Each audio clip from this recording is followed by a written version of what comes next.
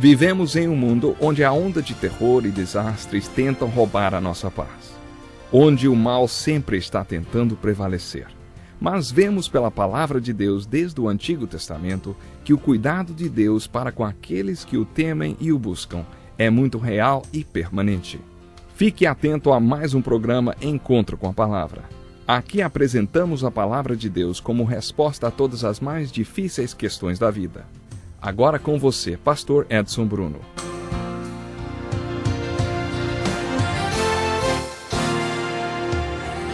Seja muito bem-vindo. Estamos estudando as prescrições bíblicas para nossos problemas. No último programa falávamos sobre o problema da culpa e comentamos sobre o pecado de Davi, sua oração de confissão e perdão, no Salmo 51. Ele orou dessa maneira: tem misericórdia de mim, ó Deus, por teu amor, por tua grande compaixão, apaga as minhas transgressões.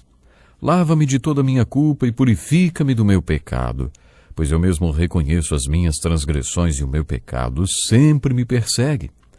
Contra ti, só contra ti pequei e fiz o que tu reprovas, de modo que justa é a tua sentença, e tens razão em condenar-me. Sei que sou pecador desde que nasci, sim, desde que me concebeu minha mãe. Sei que desejas a verdade no íntimo, e no coração me ensinas a sabedoria. Purifica-me com hisopo e ficarei puro, lava-me, e mais branco do que a neve serei. Faze-me ouvir de novo júbilo e alegria, e os ossos que esmagaste exultarão. Esconde o rosto dos meus pecados, e apaga todas as minhas iniquidades. Cria em mim, ó Deus, um coração puro, e renova dentro de mim um espírito reto. Na primeira parte deste salmo, Davi revela que perspectiva ele tinha de Deus. Davi apelou para o grande amor, compaixão e misericórdia de Deus. Davi conhecia Deus e sabia do amor incondicional dele, que não depende do que fazemos ou deixamos de fazer. Isto é graça. Quer dizer que não perdemos este amor por causa do nosso comportamento. Davi sabia que podia contar com o perdão de Deus. Purifica-me com hisopo e ficarei puro, lava-me mais branco do que a neve serei. Davi conhecia o seu Deus e sabia que teria perdão. Esta era a perspectiva que ele tinha de Deus. E qual era a perspectiva que Davi tinha do seu pecado? Pois eu mesmo reconheço as minhas transgressões e o meu pecado sempre me persegue. Esconde o rosto dos meus pecados e apaga todas as minhas iniquidades. Ele reconheceu sua transgressão, quer dizer, sua desobediência deliberada, sua iniquidade ou sua inclinação para o que era errado, e seu pecado, ou seja, o seu erro. Ele reconheceu, ele tinha pecado contra Betseba e contra Urias, mas isso não era nada comparado ao fato de que tinha pecado contra Deus. Por isso ele orou: esconde o rosto dos meus pecados. A verdade é que Deus sempre vê nossos pecados, Deus vê tudo. Atente para a perspectiva que Davi tinha dele mesmo. Pois eu mesmo reconheço as minhas transgressões e o meu pecado sempre me persegue. Sei que sou pecador desde que nasci, sim, desde que concebeu minha mãe. Ele conhecia sua condição de pecador. E se queremos acabar com o sentimento de culpa, é assim que devemos orar, reconhecendo a nossa condição de pecadores. Faça do Salmo 51 a sua oração de confissão. Se você tiver discernimento espiritual para fazer esta oração, demonstrará fé na graça de Deus e não sofrerá mais com a culpa. Davi orou: purifica-me com hisopo e ficarei puro, lava-me e mais branco do que a neve serei. O hisopo era reservado pelos sacerdotes para os piores pecados, como o de assassinato, para o qual era prescrita a pena de morte, ou então para outros pecados aterradores. Davi expressou o que achava do seu pecado. Era terrível. Lava-me é a palavra hebraica para pisotear. Era assim que eles lavavam as roupas. Eles punham as roupas à margem do rio, ensaboavam, pisavam nelas e depois punham na água outra vez. Davi estava pedindo a Deus: Senhor, pode me pisotear para tirar o meu pecado e a minha iniquidade de mim. Ele tinha a esperança de que, mesmo sendo o pior de todos os pecados, Deus o perdoaria. Ele sabia disso e orou: não me expulses da tua presença. Deus nunca desiste de ninguém. Davi sabia disto. Depois desse pecado, Davi ainda foi rei por 26 anos. Deus não o expulsou. Todos os seus pedidos foram respondidos. Livra-me da culpa dos crimes de sangue, ó Deus, Deus da minha salvação. Davi falou da sua culpa. Ele provavelmente estava se referindo ao pecado de Urias, e a minha língua aclamará a tua justiça. Olha o discernimento de Davi. Às vezes as pessoas dizem, vocês acreditam que um homem como Davi cometeu esses pecados? Eu tenho outra pergunta para você. Dá para acreditar que um homem que viveu 1000 anos antes de Cristo tivesse tamanho discernimento? Somos declarados justos não por causa dos nossos atos de justiça, mas por causa da morte de Cristo e do seu sacrifício. 1000 anos antes de Jesus vir ao mundo, Davi já sabia disto. Cria em mim um coração puro, ó Deus, e renova dentro de mim um espírito reto. Davi sabia que se não fosse por um milagre de criação de Deus no seu interior, ele continuaria a pecar e a pecar e a pecar. Um cachorro late porque é cachorro, e eu peco porque sou pecador. Precisamos que Deus faça um milagre em nosso coração. Davi orou no Salmo 51. Não te deleitas em sacrifícios, nem te agradas em holocaustos, senão eu os traria. Os sacrifícios que agradam a Deus são um espírito quebrantado, um coração quebrantado e contrito, ó Deus, não desprezarás. Por tua boa vontade, faze Sião prosperar, ergue os muros de Jerusalém. Então te agradarás dos sacrifícios sinceros, das ofertas queimadas e dos holocaustos, e novilhos serão oferecidos sobre o teu altar. Nos dias de Davi, a prescrição para o pecado e para o problema da culpa era levar um animal para o tabernáculo para ser sacrificado. O sacerdote intercedia pela pessoa e procedia com um ritual que simbolizava o perdão dela. Mas Davi compreendia que não era isso que o Senhor queria, porque orou: não te deleitas em sacrifícios, nem te agradas em holocaustos, senão eu os traria. Ele sabia que o que agradava a Deus era um espírito quebrantado e um coração contrito. Os sacrifícios que agradam a Deus são um espírito quebrantado, um coração quebrantado e contrito. Ó Deus, não desprezarás. Davi sabia disso. As palavras contrito e quebrantado significam arrependimento por causa do pecado. Quando Jesus veio ao mundo, ele anunciou quais são as atitudes que nos fazem parte do seu reino e que mostram que temos os valores do reino dentro de nós.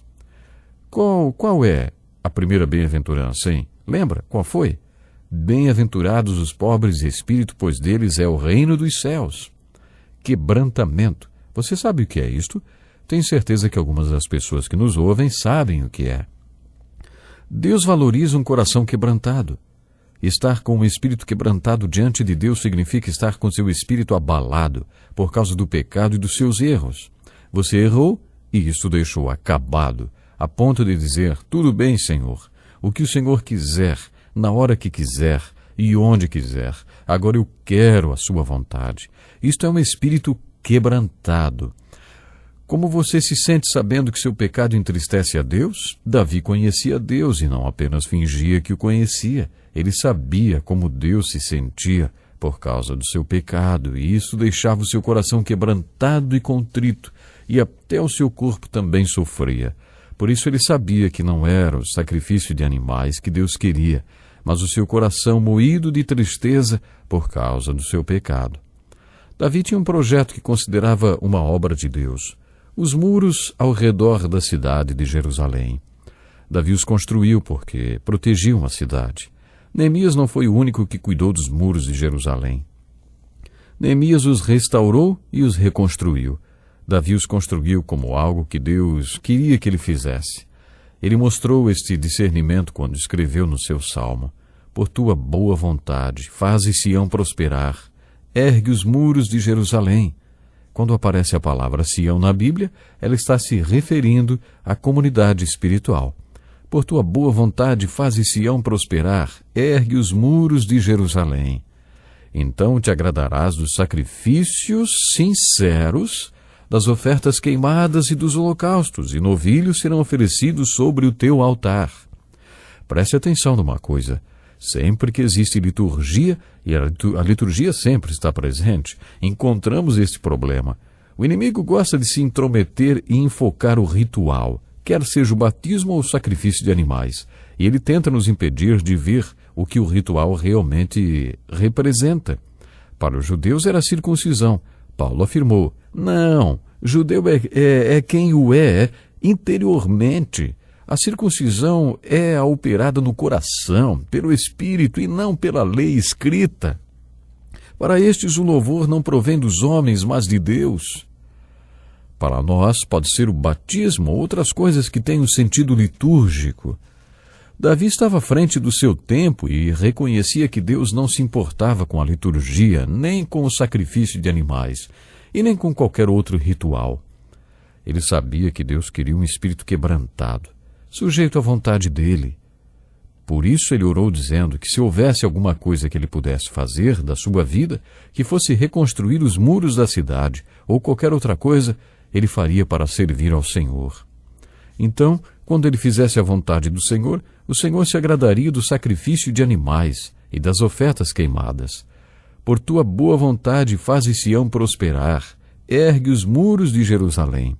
Então te agradarás dos sacrifícios sinceros, das ofertas queimadas e dos holocaustos, e novilhos serão oferecidos sobre o teu altar. Davi não cumpriria nenhum ritual, até que experimentasse essa contrição, esse espírito contrito. Davi sabia o que realmente importava para Deus. Que discernimento ele tinha? Ele sabia que com o coração quebrantado, um espírito contrito, ele estava pronto para confessar o seu pecado. Será que agora você está pronto para orar o Salmo 32? Como é feliz aquele que tem suas transgressões perdoadas e seus pecados apagados. Como é feliz aquele a quem o Senhor não atribui culpa e em quem não há hipocrisia. Enquanto eu mantinha escondidos os meus pecados, o meu corpo definhava de tanto gemer. Pois dia e noite a tua mão pesava sobre mim. Minhas forças foram se esgotando como em tempo de seca. Então reconheci diante de ti o meu pecado, e não encobri as minhas culpas. Eu disse: confessarei as minhas transgressões ao Senhor, e tu perdoaste a culpa do meu pecado. Quando você puder fazer esta oração, você terá compreendido a mensagem do Salmo 51 e a prescrição para a culpa. Quando isso acontecer, você terá experimentado o perdão nas 3 dimensões: vertical, horizontal e na dimensão interna. Essa é a prescrição de Deus para a culpa de todos nós e não apenas para a culpa de Davi. E agora preste atenção no desafio. Se você está lutando com a culpa, não gaste todo o seu dinheiro com psicólogos e terapias, tentando colocar um curativo sobre a ferida da culpa. Leia o Salmo 51, memorize-o e faça dele a sua oração todos os dias, até que você possa dizer: tu perdoaste a culpa do meu pecado. Programe-se para estar conosco no próximo programa. Até lá então, Deus lhe abençoe.